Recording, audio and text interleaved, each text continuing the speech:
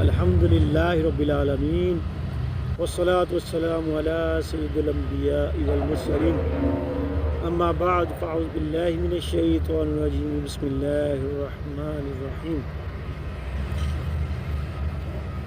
دودھ پاک کی فضیلت میں فرمان مصطفیٰ صلی اللہ تعالیٰ علیہ وسلم ہے،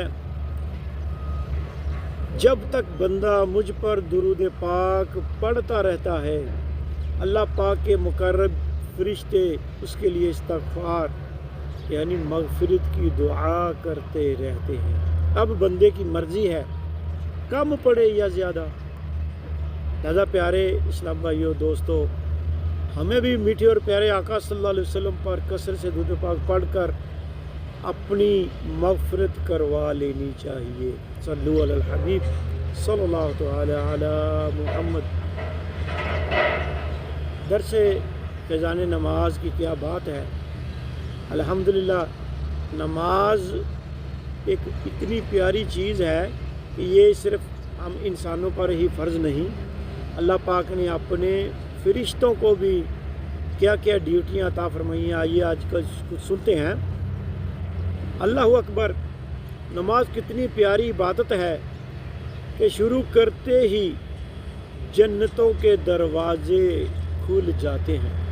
چنانچہ حضرت سیدنا ابو امامہ رضی اللہ تعالیٰ عنہ سے روایت ہے کہ شہنشاہ دو عالم صلی اللہ علیہ وسلم کا فرمان معظم ہے، بندہ جب نماز کے لیے کھڑا ہوتا ہے اس کے لیے جنتوں کے دروازے کھول دیے جاتے ہیں اور اس کے اور پروردگار کے درمیان حجابات یعنی پردے اٹھا دیے جاتے ہیں، اور حورین یعنی بڑی بڑی آنکھوں والی حوریں اس کا استقبال کرتی ہیں جب تک کہ وہ ناک نہ سنکے یا نہ کھنگارے۔